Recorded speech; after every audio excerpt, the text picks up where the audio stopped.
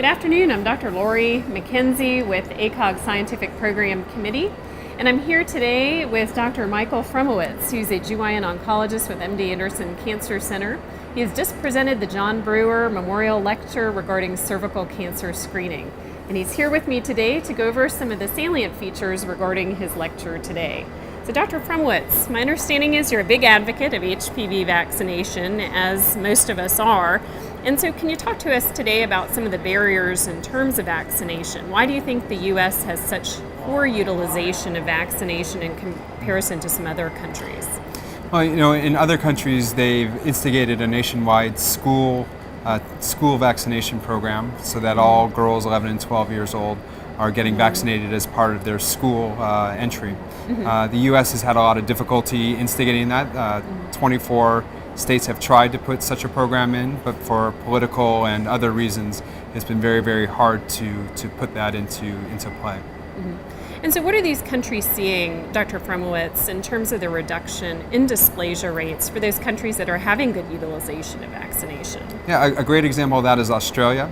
Australia, within 3 years of starting their school-based vaccination program, saw a decrease in dysplasia, in high-grade dysplasia, of close to 40% in school-aged children, basically. And so they've seen an incredible reduction already very early on in their vaccination program. And they're seeing this in a very short period of time, correct? This is not something that they're seeing 10 or 15 years down the road. Right. Talk a little bit about the time frame that they're seeing the benefits of this. Yeah, we predicted that it would be 10 or 15 years before we really saw an effect of a lot of these vaccines. But Australia has shown that even as early as 3 years, we're seeing a 40% reduction in high-grade dysplasia in women under the age of 18 who got vaccinated through these programs. That's amazing. That's an amazing reduction, and really just a testament to the power of HPV vaccination.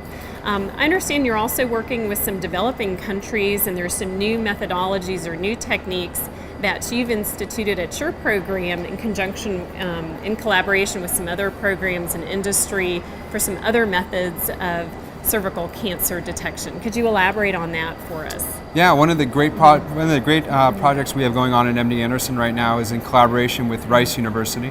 One of my partners, Dr. Kathleen Schmaler, is leading the GYN oncology side. After applying proflavin, which is a dye onto the cervix, and then using a probe, the researchers are able to quantify some of the subjective things that pathologists look for in dysplasia, like nuclear to cytoplasm ratio, nuclear atypia, and then these can be transmitted through this computer to remote areas where someone watching can then determine whether or not there's abnormalities there. It's sort of a high-tech see and treat type of program. And my understanding is that this device is quite portable, so something that would be able to be brought to these developing countries fairly easily, and the cost is quite comparably low compared to some other treating mechanisms. Yeah, the device can essentially be carried in a briefcase and hooked up to a laptop, and then they've actually developed technology where they can transmit the pictures and the quantitative results to an iPhone even further away, say in a major city hub. So what would you say to our audience today would be your 3 take-home messages that you would like them to understand about cervical cancer screening and vaccination as well as treatment? What would be your main points? Well, the first point is that we all hypothesized about how well vaccination programs would work. We're already seeing very early on that in real life situations, with Australia I think is the best example, that they really do work in reducing not only warts but also dysplasias and subsequent cancers. So that would be my first point. My second take home would be that Pap smears have a lot of limitations, and HPV testing as a primary screening method may become more useful. Do you think it'll ultimately replace Pap smear testing? I do think that ultimately, both in the developing and in the developed world, that HPV primary testing will replace Pap smears. I think it's more cost effective, and I think it has a higher sensitivity in detecting dysplasias. And I think my third point would be that in the developing world we need more low cost ways to prevent cervix cancer. Remember that 85% of cervix cancer now is in the developing world. And some of these HPV tests, as well as visual inspection and treatment, may be the way to treat these women in a low cost, low resource area.